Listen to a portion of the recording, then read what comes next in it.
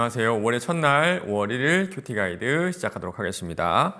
오늘 말씀은 시편 94편인데요. 시편 94편은 하나님을 향한 시편 기자의 간절한 부르짖음에 관한 기도예요. 불의한 자들에게 당하는 고통을 하나님께서 갚아주시기를 간절히 구하고 있습니다. 먼저 내용 관찰 1번입니다. 악인들이 행한 죄악은 무엇입니까? 4절부터 7절까지는요. 악인에 대한 시편 기자의 고발입니다.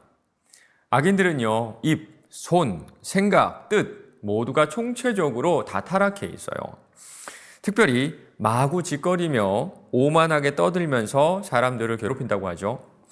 그리고 아주 악질적인 것이요. 누구를 괴롭히냐고 하면 자신을 보호할 능력이 없는 사람들을 괴롭힙니다.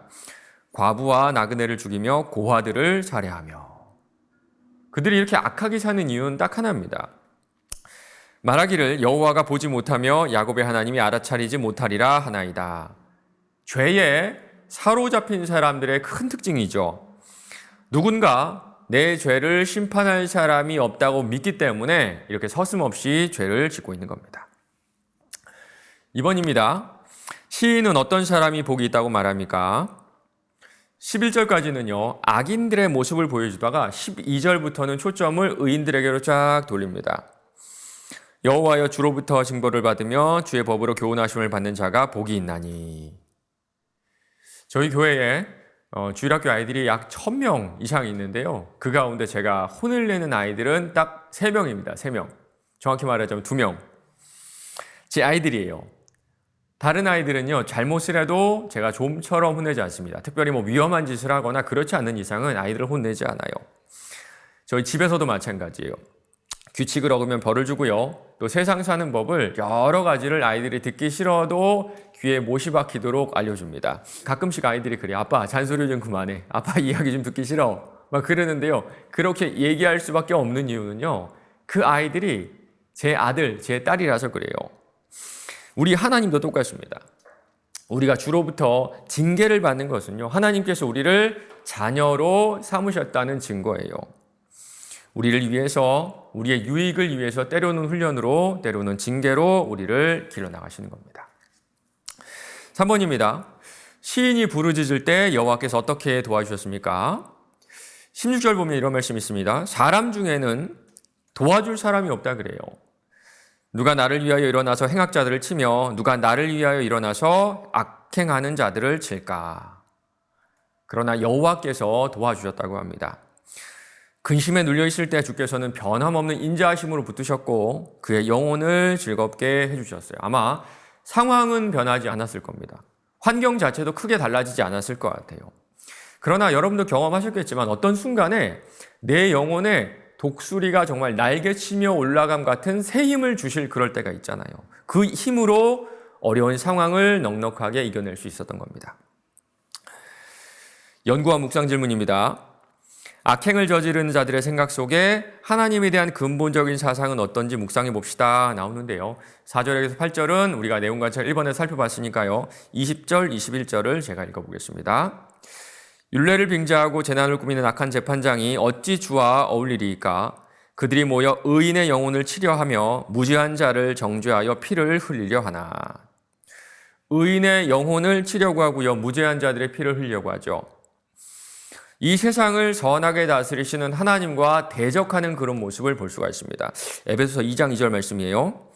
그때 너희는 그 가운데서 행하여 이 세상 풍조를 따르고 공중의 권세를 잡은 자를 따랐으니 곧 지금 불순종의 아들들 가운데에서 역사하는 영이라. 지금도 사단은 불법적으로 이 세상을 지배하고 있죠. 하나님을 대적하며 하나님의 백성들을 죄의 길로 유혹하고 있습니다. 악행을 저지르는 자들도 이와 같아요. 하나님의 존재를 인정하지 않기 때문에 자신들의 정욕대로 살아가는 겁니다. 돈의 우상을 섬기고요. 음란의 우상을 섬기고요. 성취와 인정의 우상을 섬기고 그리고 외모의 우상을 섬기기도 하고요. 자녀의 우상을 섬기기도 합니다. 팀 켈러 하는 목사님은요. 자신의 책 내가 만든 신에서 우상을 이렇게 정의합니다. 평생 소원, 사랑, 성취, 돈, 권력, 문화와 종교, 가정, 자녀, 사람들의 인정, 안전하고 평안한 환경, 외모, 두뇌 가치관. 하나같이 좋은 것들이죠.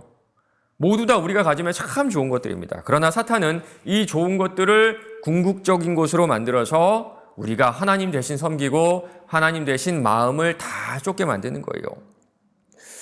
여러분 어떠세요? 여러분은 이 가운데 하나님보다 더 사랑하는 것이 있진 않으신가요? 마지막 삶의 적용입니다. 나는 공의롭지 못한 세상의 판결보다 하나님의 판결을 더 신뢰하는지, 나보다 강한 자들을 두려워하기보다 하나님께 속한 의인이 되기 위해 붙들어야 하는 말씀이 무엇인지 생각해 봅시다. 말씀 한번 생각해 보라고 하는데요. 여러분은 생각날 말씀이 있으세요? 전 이 말씀이 떠오르더라고요. 요한계시록 22장 12절입니다.